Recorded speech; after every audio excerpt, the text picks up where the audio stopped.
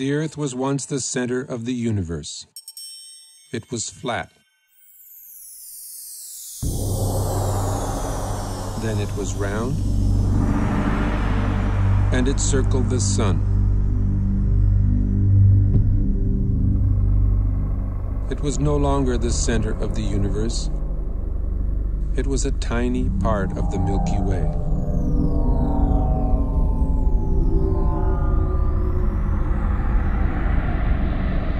The Milky Way was the only galaxy, except it wasn't. It was only one of billions of galaxies floating in space without end.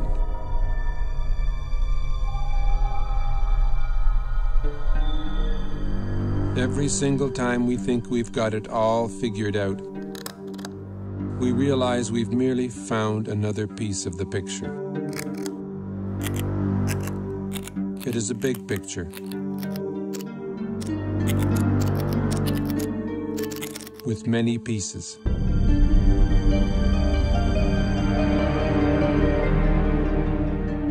Sir Isaac Newton was the first to state the law of gravity.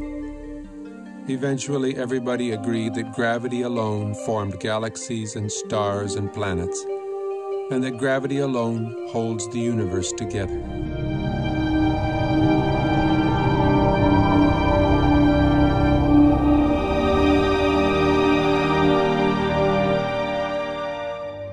Then we discovered a force 1,000 billion times more powerful than gravity.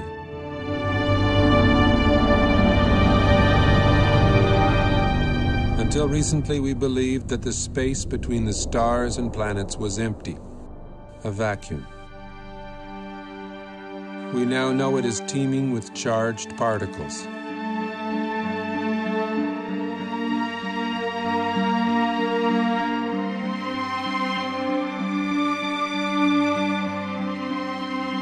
We see glowing electric filaments spanning millions of light years. We see stellar and galactic formations shaped by magnetic fields.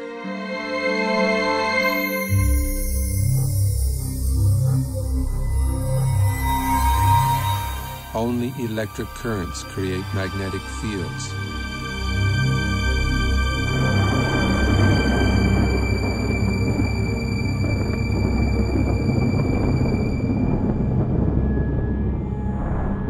It is possible that the predominant force in the universe is not gravity,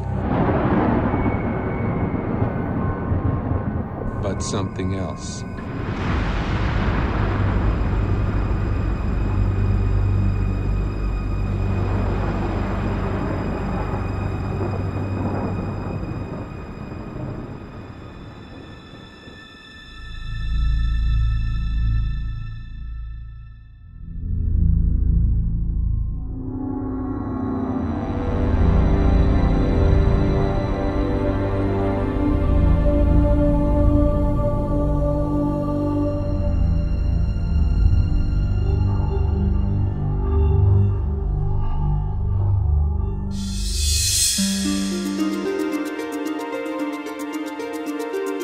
Recent discoveries in space have amazed and perplexed astronomers. Current popular theories in the sciences can neither predict nor explain the phenomena we are now observing.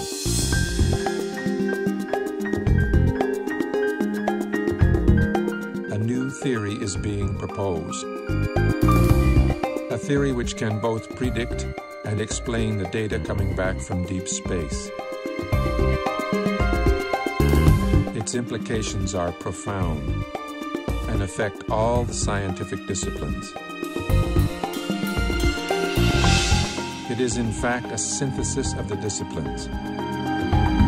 A synthesis which has already led to discoveries that link modern astronomy, leading-edge plasma physics, and ancient mythology.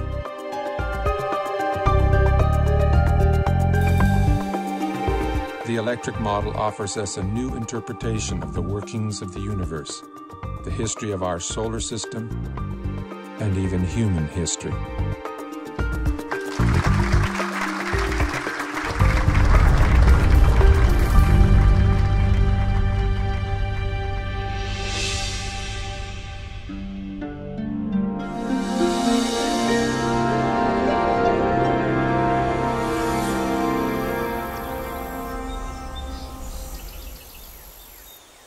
The rise of science was a triumph over mythology, over magic and superstition.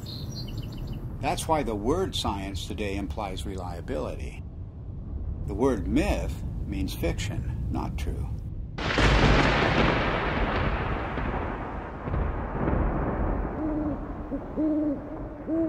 And it turns out that the key to understanding the myths is the same key that is now helping us to understand objects in deep space,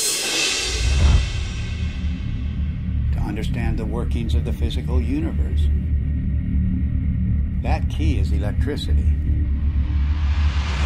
It was 33 years ago that I first began to wonder about these preposterous stories told around the world, what we call world mythology.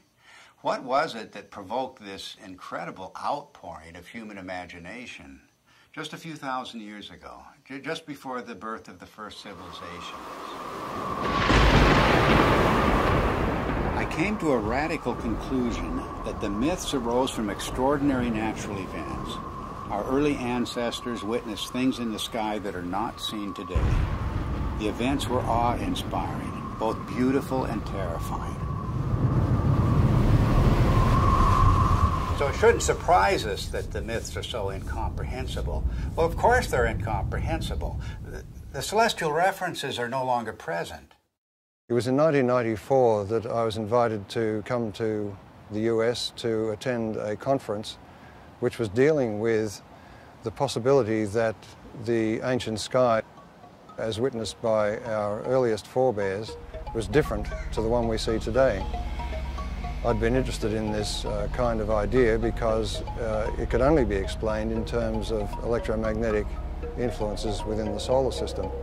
So it came as a bit of a shock and a surprise to see David Talbot showing slides at one of the sessions at the conference, which I recognized immediately as being similar to those of electric discharges in the laboratory.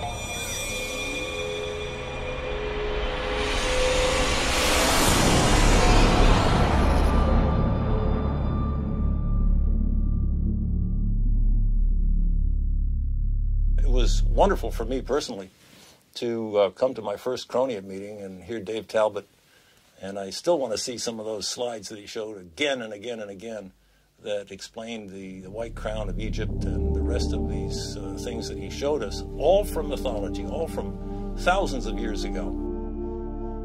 These things clearly were seen by civilizations that never talked to each other from the far corners of the earth. It all just clicked together like a three-dimensional jigsaw puzzle in my mind.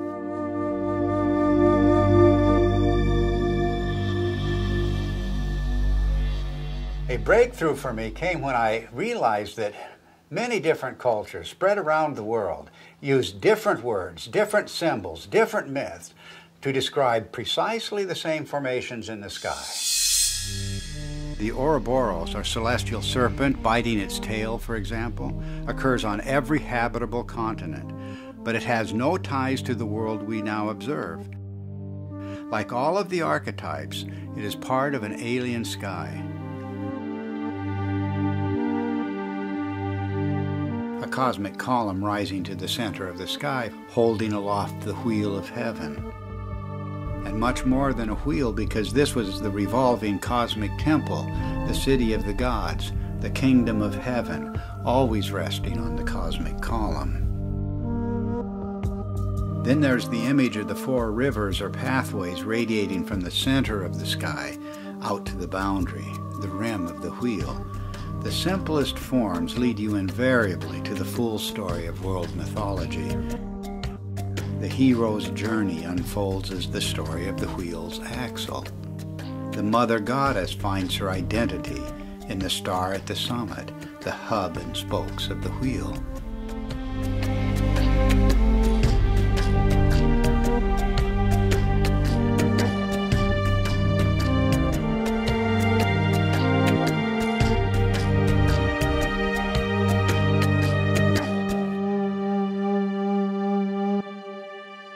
From childhood on, I've always had a deep interest in mythology, and I remember that as a child I was trying to draw up genealogies of the gods as provided in Greek mythology, and I soon found out that it didn't work, nor did anything else in mythology seem to work. There was no singular fitting explanation that would make sense of these stories. So I basically laid this whole subject to rest, and I didn't look at it for many years. Until I came across the work by Dave Talbot and Everett Cochran mainly, whose articles were real eye-openers for me. And as soon as I began to read these articles, it became clear to me that we were really looking here at a very important key to the unlocking of myth. And the recent findings provided by plasma physics are capable of providing that key. Based on the results we have seen so far in Dr. Perret's investigations with petroglyphs, which he matched successfully to laboratory experiments involving plasma, it has now become crystal clear and I think undeniable that the morphology of plasma as it manifests itself both in the laboratory and in space can account successfully for the major themes in mythology. To find the true meaning of the myths, we follow a forensic approach. The purpose is to expose the points of agreement between the different cultures, because here at the level of the archetypes, everything is unified. There are no isolated themes of myth at the level of the substructure. This is like a holograph. Follow one archetype and its links to other archetypes, and you will find one story told around the world.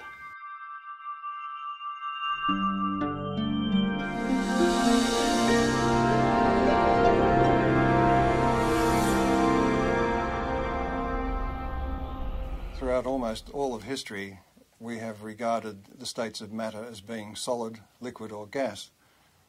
But in the last century or so, we have found that there is a form of matter where the charged particles within atoms are separated to some degree or another, and that is known as a plasma. It is the fundamental state of matter. It was not until the second half of the 20th century that we came to realize the role of plasma in the universe. And this has changed the picture of space completely. Not long ago, we thought of the physical universe as being constituted fundamentally of nothing more than atoms and empty space. But a plasma includes at least a percentage of charged particles, protons and electrons, that are not bound to any atomic structure. And plasma is an excellent conductor. Electrons will move efficiently in the direction of charge equalization, and that's an electric current, of course. Now, the reason why we see magnetic fields everywhere we look in space is because electric currents produce magnetic fields, and only electric currents produce magnetic fields. But astronomers working only with gravitational equations did not anticipate the discovery of pervasive magnetic fields in deep space.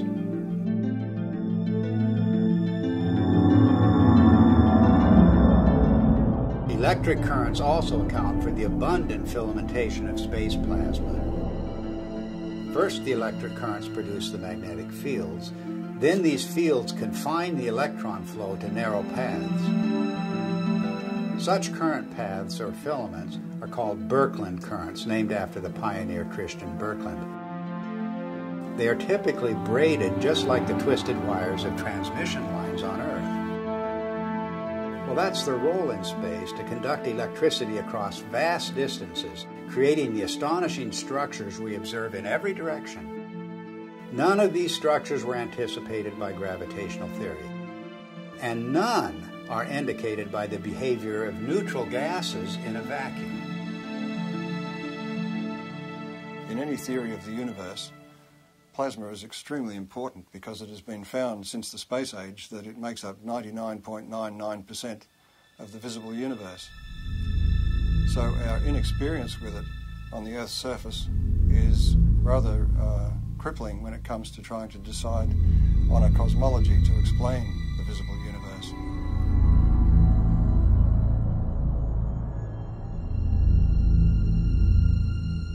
Now, plasma behaves rather oddly compared to normal matter, the matter we find, the solids, liquids and gases on Earth.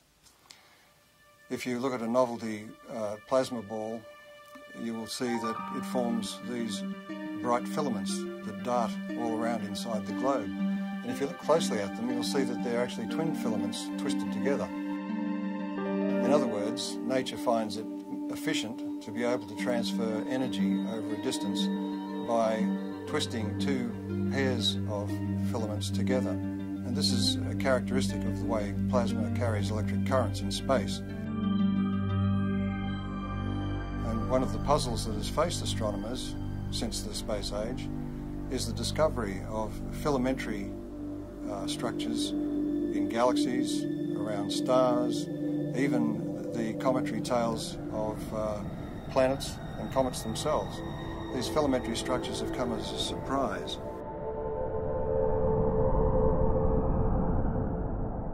We now have plasma physicists who are doing important experiments in laboratories around the world, and one of the virtues of plasma experiments is that they can be scaled over an enormous number of magnitudes. In other words, a discharge phenomenon that may be seen in the laboratory that occupies only a few centimetres can be scaled up to the size of a galaxy, and you will see the same structures. Now, this introduces a new area into cosmology where we can do experiments on Earth which can verify our ideas, our theories about how the rest of the universe works. Some of the natural consequences of electrocosmology are the patterns that we see, both in the laboratory and in the sky. A very good example of this is the work of Dr. Anthony Peratt, who was a graduate student of the very famous Hannes Alfvén, who was really the father of electric cosmology. Peratt simulated on a supercomputer using just a cloud of electrical charges and a magnetic field, just using the laws of electrical science, not using anything to do with gravity. He simulated what looked like a spiral galaxy. And the interesting thing is that Peratt's spiral galaxy in the laboratory had exactly the same rotational properties as the real spiral galaxies that we see in the sky do.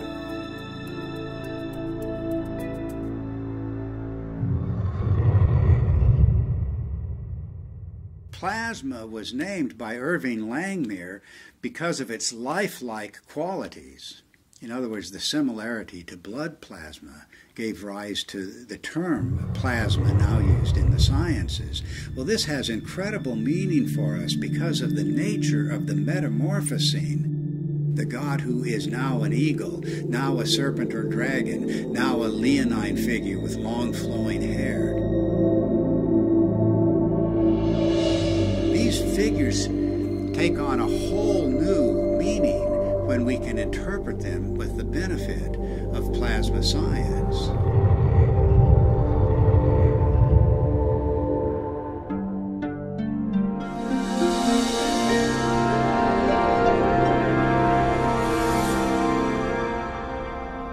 The new instrumentation that was developed in the space age expanded our ability to perceive things, perceive facts. We could now see things in the entire electromagnetic spectrum instead of just the narrow sliver of visible light. What you're seeing is the actual moment of deploy there when we take the switch to deploy, and it's so quiet. And we had sensors that were out in space. We were freed from the geocentric and anthropocentric order that had prevailed before.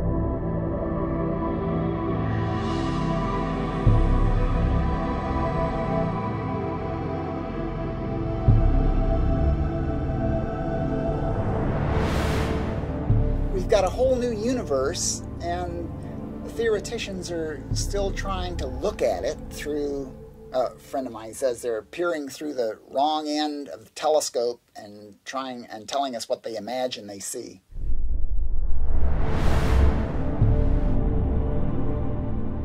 Modern cosmology gives us a rather disconnected view of the universe. In other words, we are separated star from star by vast distances. Light takes a long time to travel between stars and across galaxies, and therefore we look upon ourselves as isolated and disconnected. The electric universe takes a different view.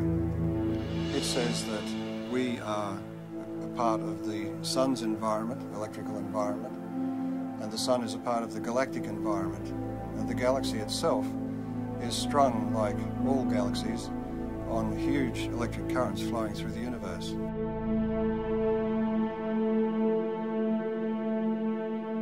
One of the typical questions that plasma cosmologists hear all the time is, how do you know what's out there in space? How do you know there's electricity out there in space? Is there energy out there in space? Why should we consider anything more than gravity? And the answer is that through the years, we've used optical telescopes, but recently we have what are called radio telescopes, and we've broadened the spectrum that we can look at the sky with. And those radio telescopes can measure electric currents and magnetic fields, and we can determine from those measurements the strength of the electric currents, the strength of the forces involved, and the amount of energy that's stored out there in space.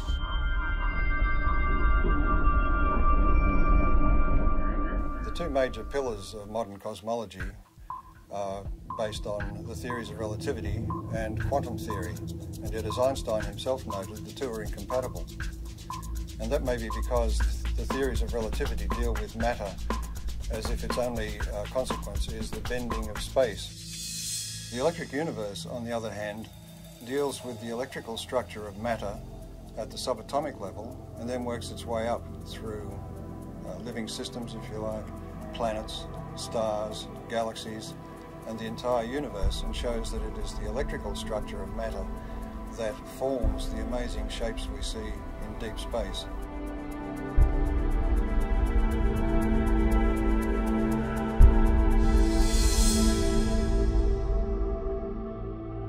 We can demonstrate the existence of these currents flowing between galaxies and between stars by the presence of the magnetic fields they generate. Magnetic fields are threaded through space at all dimensions, within the solar system, on the surface of the Sun, between stars, and within galaxies, and even between galaxies. Now, a magnetic field can only be generated by electric currents. So in other words, to continue that magnetic field for any length of time requires that there be electrical power input into those magnetic fields. And that raises the whole question of where does this power come from?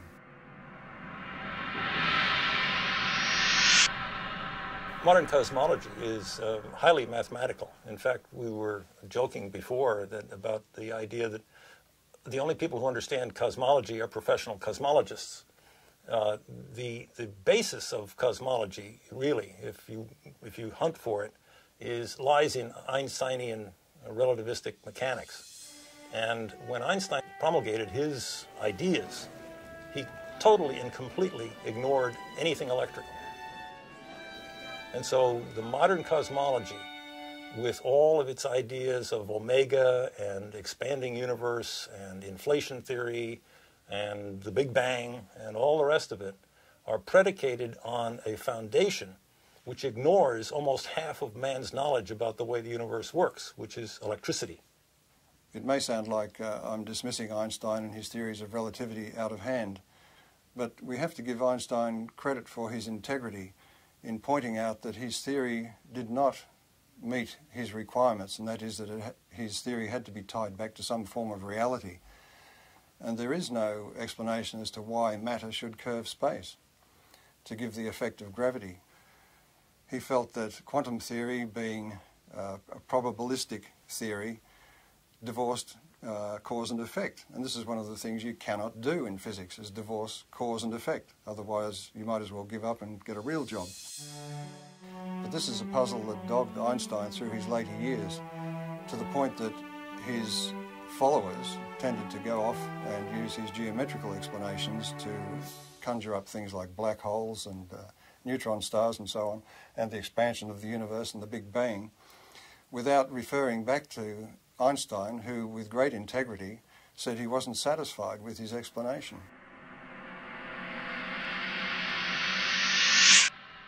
One of the problems faced by astronomers after the space age began was to explain the discovery of very concentrated outbursts of energy in deep space. And that meant for them, since gravity is the only driving force available to them, that they required an infinite concentration of mass, because gravity is an infinitely weak force.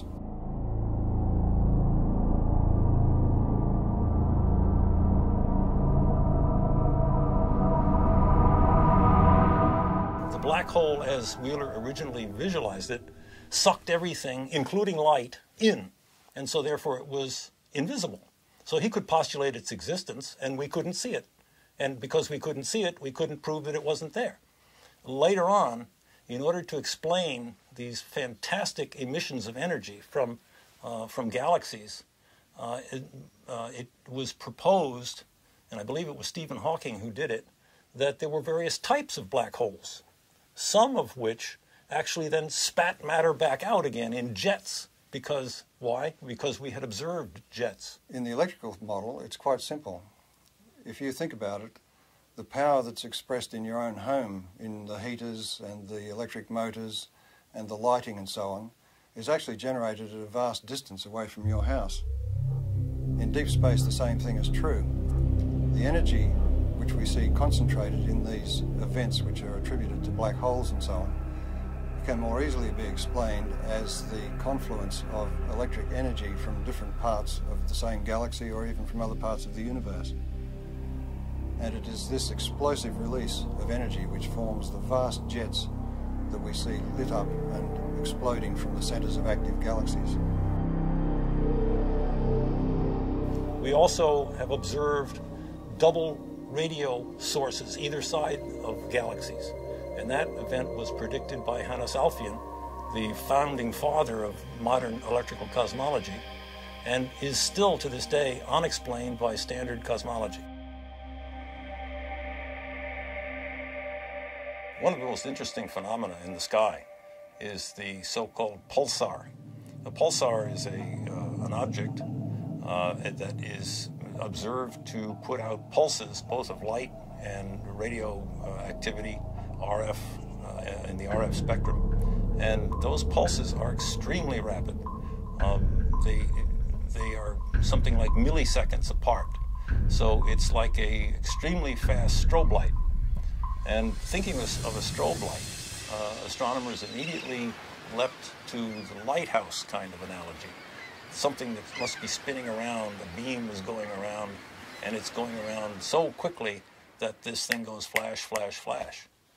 Well, once the repetition rate of the pulsars was observed to get up to in the millisecond range, that meant that this star that was putting out this beam of radiation would have had to be rotating at 300 times a second. And 300 times a second, we're talking about the speed of a dentist drill. So the astronomers decided, well, normal stars couldn't possibly rotate at that speed, and so they postulated the existence of what they called a neutron star. A neutron star is a star that is so dense that it holds together so well that it can indeed rotate at the speed of a dentist's drill. Well, the problem is that in nuclear chemistry, we know that you can't pack neutrons together that densely. They will all fly apart instantaneously.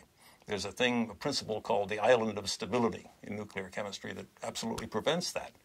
So here again we have the standard astronomers or astrophysicists going directly against another well-developed science. In the electrical model, however, there's a very simple explanation for pulsars. Everybody is familiar with the idea that pulses can travel back and forth on electrical transmission lines.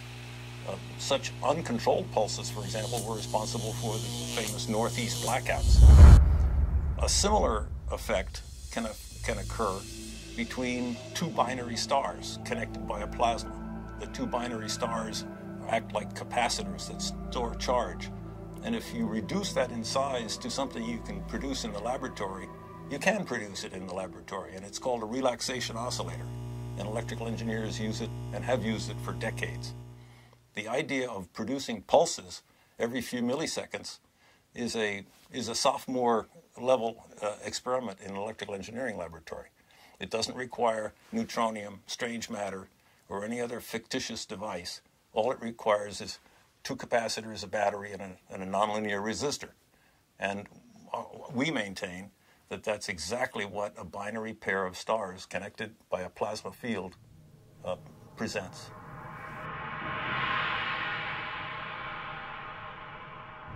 A typical ion in the solar wind, hydrogen nucleus, moving about 20 kilometers per second, which is relatively slow for the ions in the solar wind, in the magnetic field of the sun, experiences potentially magnetic forces that are something like 10 million times the strength of the gravitational force on that same ion from the sun. An interesting demonstration that illustrates very readily the relative strength of magnetic force and gravitational force is the simple idea of a ball bearing sitting on a wooden table. The entire mass of the Earth is pulling downward on that little ball bearing, and that's what prevents it from flying out into space. But a child can come along with a little horseshoe magnet and click, pick that ball bearing up instantly. The space age presents us with an interesting paradox. The technology of science is really quite extraordinary, and technology has taken us out into space, taken us to the moon, taken probes to distant planets, opened up whole new vistas in remote space with new telescopes and new ways of measuring what's happening in space. But the picture of theoretical science is much different.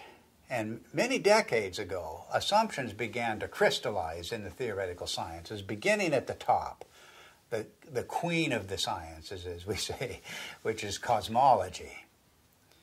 These theoretical assumptions have constrained all of the other theoretical sciences. Cosmology deals with the big picture questions, the first questions. How did the universe begin? What is it made of? How will it end? And so many popular theoretical constructs, from the Big Bang to string theory to dark matter and black holes, the formation of stars, formation of galaxies, all have arisen from assumptions first postulated by cosmologists. At the same time, these assumptions have defined boundaries for other theoretical sciences, working down from astronomy and astrophysics to the space sciences, solar theory, even Earth history, even human history, have all been confined by these boundaries established by the queen of the sciences, cosmology.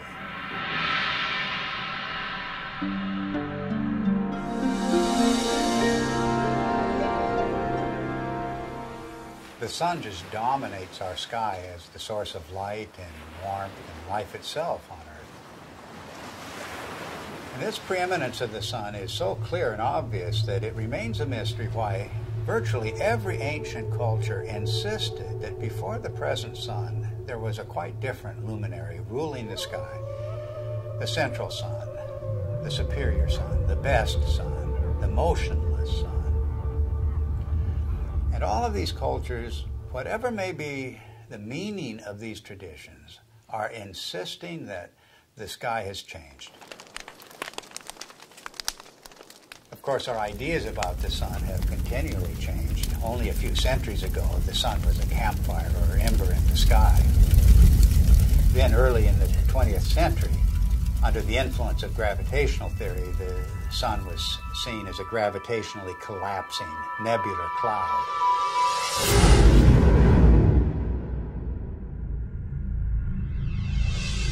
In the atomic age, astronomers began to visualize the sun in terms of a nuclear furnace hidden at its core. But now we're in the age of plasma science, with discoveries of the electric currents in space. And it's inconceivable that these discoveries would not change the picture of the sun again. Plasma cosmologists have been able to demonstrate experimentally and also in the supercomputer that galaxies are an electrical phenomenon, which raises the question about stars, and in particular our own sun, which is the closest star to the Earth, of course. Any theory of the sun has to explain how it could continue to burn for billions of years and also explain its present size. based on its known mass. And of course, as soon as nuclear energy was discovered, it was grasped immediately as the energy source of the sun. But all of that assumes that the sun is disconnected and an isolated body, and that it must consume itself over its lifetime to provide the heat and light that we receive from it. But if the sun is connected to the rest of the galaxy in an electrical sense, it doesn't require to burn itself at all. And the energy that we receive is actually being received from the galaxy, and the sun is acting as a focus for that energy.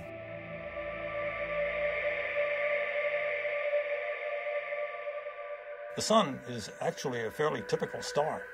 And so if we want to understand stars and cosmology, we really have to understand the sun. And the standard model of the sun, so-called, that astronomers are so very proud of these days, really doesn't explain very much about the sun. Why is there a corona in the first place? Everybody knows about the corona, the beautiful corona that we see during solar eclipses. Why is it there? It's clearly an electrical phenomenon.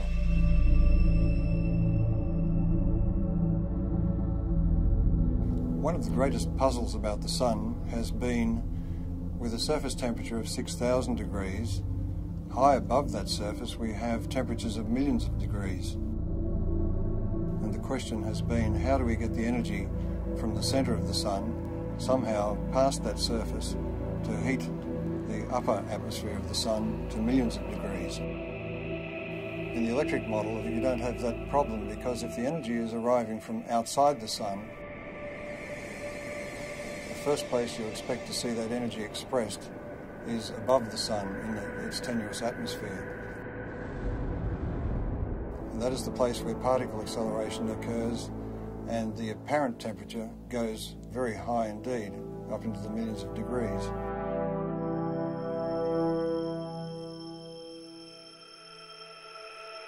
The fact that the particles in the solar wind accelerate, that is to say, increase their velocity with increasing distance away from the sun, the farther away they get, the faster they go.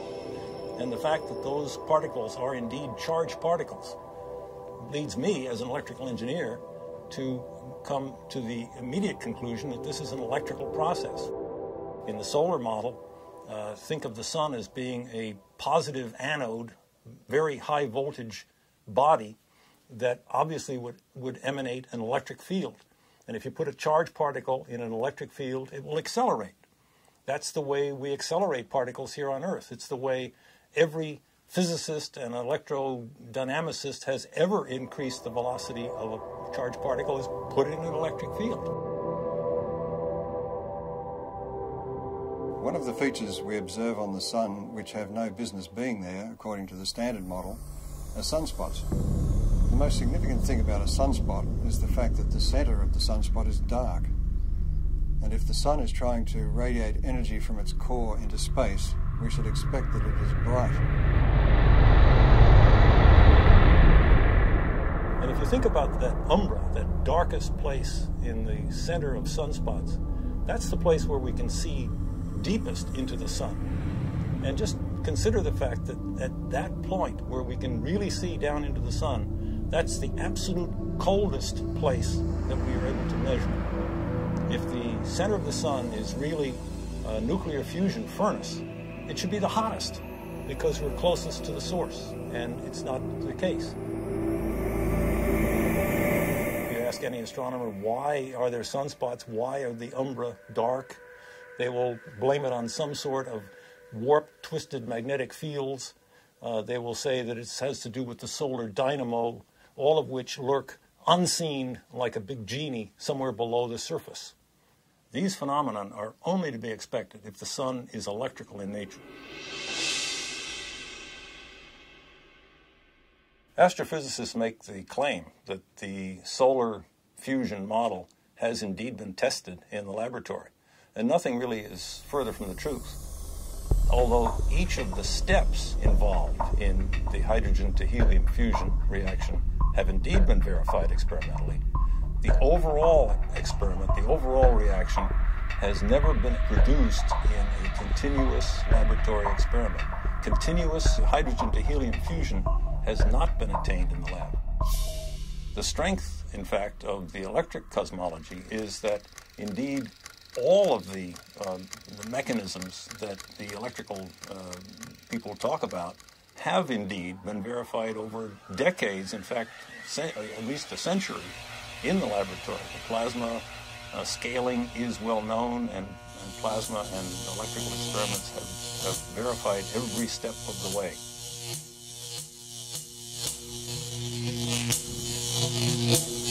There are any number of observations that are have ad hoc present explanations, but really have no explanation in the standard model, and are natural consequences of the electrical model. For example, heavy elements, the solar spectrum, the neutrino deficiency, the neutrino variability, solar atmosphere, differential rotation by latitude, differential rotation by depth, equatorial plasma torus, sunspots, sunspot migration, the sunspot penumbra, and the sunspot cycle itself. Magnetic field strength, the even magnetic field, helioseismology, the solar density, and the changing size. All of the observations that in that list are natural consequences of the electrical sun model. Standard astronomers tend to pass them off as being inconsequential difficulties that will eventually someday be solved. I maintain, and so do our colleagues here, that these are not inconsequential, but are rather death blows to the solar fusion model, because they are important. They're not secondary. They're primary falsifying observations for that failed nuclear fusion model. What I find so fascinating about the electric model of the sun is not just that it's a challenge to long-standing theory, but that it opens the door to the ancient world, to an electric sky. The electromagnetic phenomena that we now observe on the surface of the sun and in the vicinity of the sun are direct pointers backwards to the plasma formations that were seen above the ancient sky worshippers.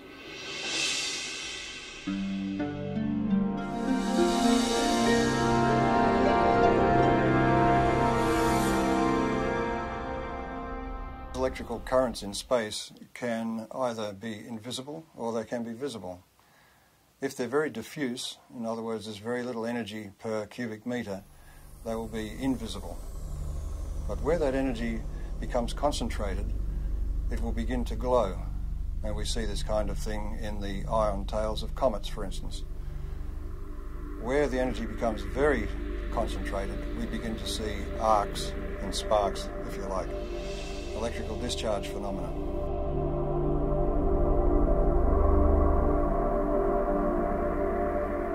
The standard theory of comets comes from the view that the solar system was formed from a rotating cloud of gas and dust, and that the planets, in some fashion as yet unexplained completely, formed from most of that gas and dust, but there were leftovers. And the leftovers are beyond sight, outside the solar system, in a hypothetical Oort cloud, as it's called. We have no observational evidence for such a cloud. The electric universe model of comets is that they are actually parts of well-differentiated planetary bodies that have in the past suffered from electrical plasma discharge machining, and that some of the surface material has been lofted into space, so it is expected to be rocky. The second thing is that because comets trace an elongated orbit, both away from the sun and towards the sun, in that trajectory, its charge changes, its voltage changes. Since it spends most of its time in the outer solar system, the voltage that it has reflects the voltage in the outer solar system.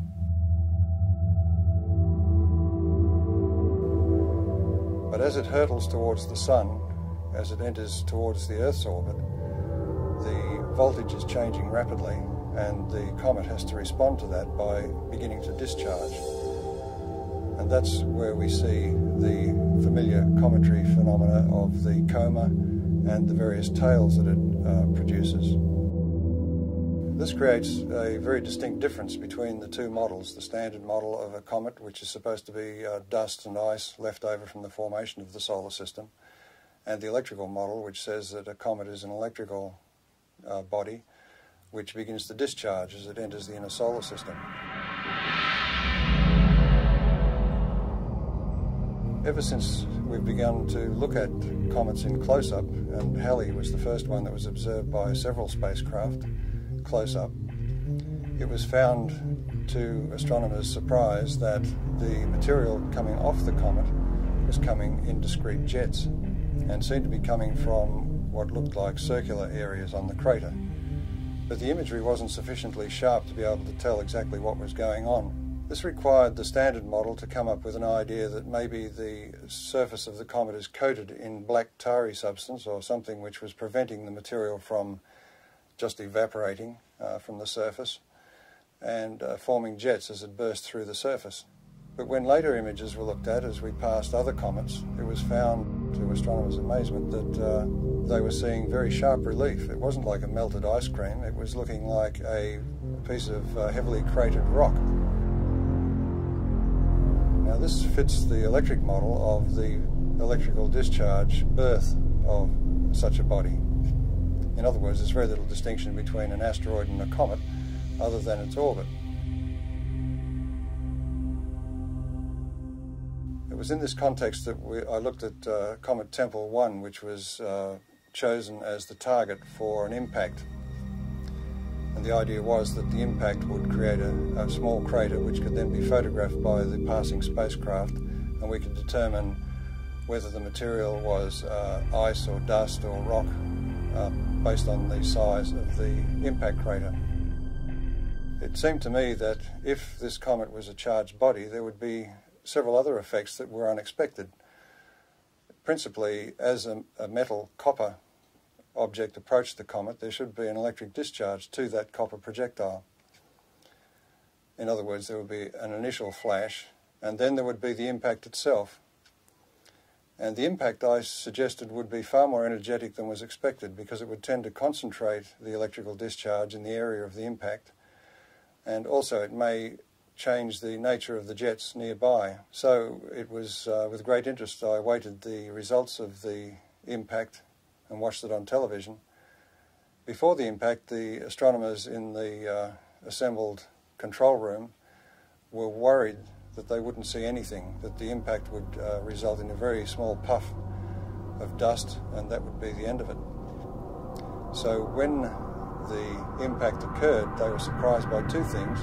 One was that there was an initial flash, followed by the main impact, which was so energetic that some of the sensors were almost swamped, and the passing spacecraft was unable to achieve its primary aim, which was to photograph the crater. A part of the surprising brightness of the dust released from the impact with Comet Tempel 1 was due to the fact that it was so intense and so widespread. And one of the initial findings was that it seems to be very finely divided dust. Now this is the same thing that was found at Comet Halley, and it was a surprise then, so it's rather surprising that they are surprised once more. The point is that an electrical discharge on the surface will release material, dusty material, very finely divided. It's a technique that's used in sputtering of metals onto, for instance, astronomical mirrors. So this production of very fine dust is to be expected in the electrical model. But in the standard model, you are asking ices to evaporate or to sublimate, and in doing so to drive off pre-existing dust grains. So there's no way that the dust can be finely divided. It will be in its pristine state. So the production of this great cloud of very fine dust is rather inexplicable in the standard model. The electrical model of comets was driven for several people by Velikovsky's challenge that the solar system had electromagnetic forces to be taken into account. And one of the early pioneers in addressing this issue of are comets an electrical phenomenon was Ralph Jurgens. When he proposed the electrical model of the Sun, it implied that all bodies in the solar system must have, to some degree, a cometary appearance or a cometary effect associated with them.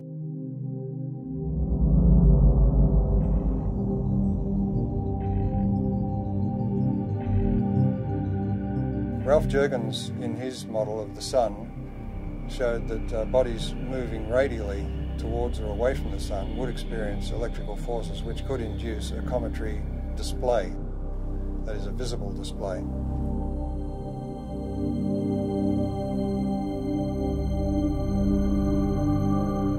Also working in later years with Ralph Jurgens was Dr. Earl Milton, and he made some predictions and statements about the impact of Comet Shoemaker-Levy 9 fragments with Jupiter.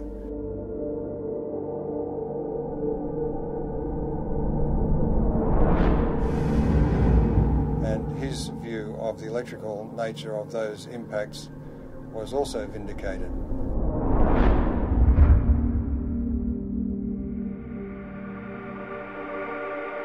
In the electrical model of the solar system, anybody moving away from or towards the Sun at any great rate, for example like a comet, will experience electrical effects which result in a cometary appearance, and that could apply to a planet. Now Velikovsky, in his research, found that Venus was described as a stupendous comet at some point in ancient times.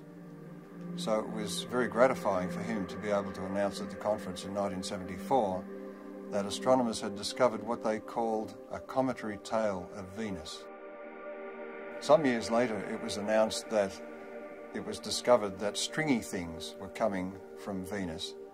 And of course, this was confirmation to the electrical model because plasma currents flow in strings. This discovery of a cometary aspect of Venus raises the issue of the intense heat we find on Venus. That intense heat is not well explained at all by any idea that the planet is somehow a twin of the Earth's. It raises the distinct possibility that Venus has had a far more dynamic history than we've been taught.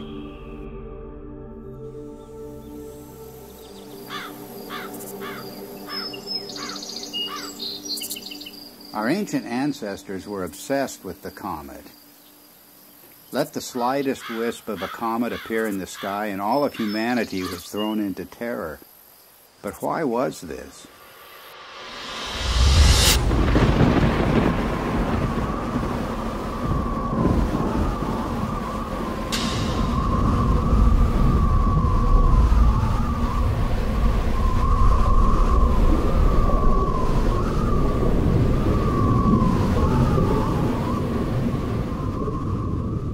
It was cosmic catastrophe that inspired the ancient words and phrases for the comet. The comet was the torch of the sky, the sword hanging over the world, the spiraling serpent or dragon, the spiraling sidelock or ribbon. The angry or lamenting goddess soaring across the sky, her hair disordered and blowing in the wind. Anyone exploring the roots of the ancient comet fears is going to run into the work of Immanuel Velikovsky, the controversial theorist who suggested that, well, there's a reason for the fears of comets around the world. We experienced this horrific cometary catastrophe. The world was devastated by a comet just a few thousand years ago. And Velikovsky went further. He said that not that long ago, planets appeared in the sky with comet-like attributes. In particular, he named the planet Venus as the great comet of antiquity. Both Walt Thornhill and I disagreed with many components of Velikovsky's reconstruction, but we also felt that Velikovsky had nailed certain principles that can help us to understand the early cultures. In particular, Velikovsky was correct in naming the planet Venus as the Great Comet. And the cometary language of Venus goes far beyond anything that Velikovsky himself published. In every corner of the world, the language of the comet and the language of Venus are identical. Venus as serpent or dragon. Venus as torch of the sky. Venus as long-haired star. Venus as bearded star.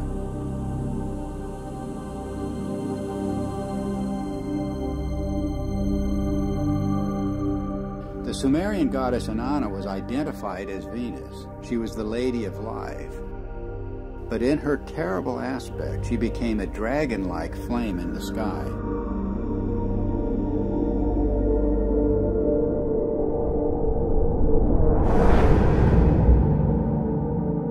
The texts say, like a dragon, you have deposited venom on the land, raining the fanned fire down upon the nation. Inanna became a roaring storm. She devastated the land. Mankind comes before you in fear and trembling at your tempestuous radiance, the texts say. Inanna's Babylonian counterpart Ishtar was also identified as Venus. She was the shining torch of heaven and earth. Furious and irresistible onslaught. I rain down like flames, the goddess announces. The Egyptian goddess Sekhmet has the same attributes. She takes the form of the fiery Uraeus serpent. She becomes a flame of fire in her tempest, a star scattering its flame and fire. Sekhmet herself says, "The fear of me is in their hearts, and the awe of me is in their hearts. No one at all can approach her," the coffin texts say. The streams behind her are flames of fire. The astonishing fact is that goddesses everywhere exhibit this terrifying and cometary aspect. The Canaanite Anat, the Hindu Kali and Durga, the Greek Aphrodite, Athena, Medusa, and countless others. And of course you can add numerous counterparts in the New World, from the Incan goddess Chaska to the Aztec goddess Xochiquetzal to the legendary Nokomis of North American Indian tribes. The serpent or dragon is an unexplained mythical archetype. There's nothing like it anywhere in the biological world. And yet the same recurring features will be found in cultures the world over. The dragon's disheveled hair and shaggy beard. Its knotted aspect, and its worldwide appearance as entwined twins.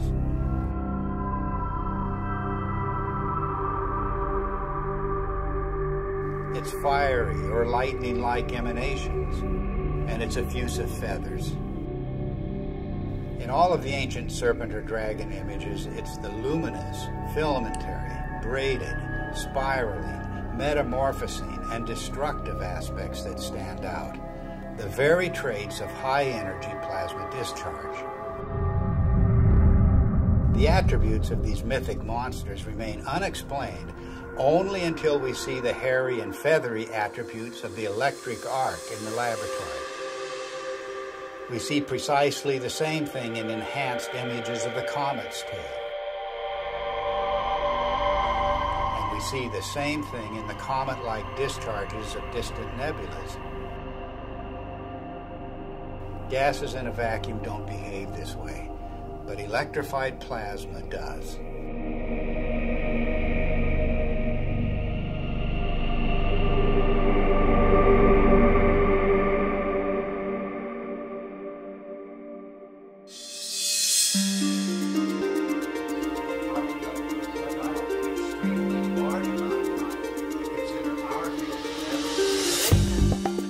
The recent discoveries about the comet have astonished astronomers.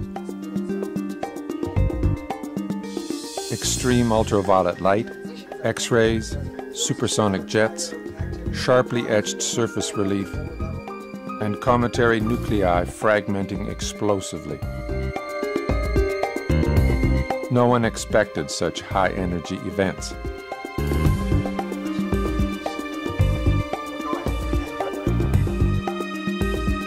The electric model proposes that the comet is a charged object moving through an electric field.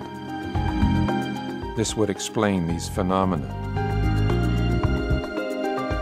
But what is creating the electric field? Suddenly, everything changes. And we are talking about an electric sun, electric stars, an electric cosmology, and a whole new way of looking at how the universe works.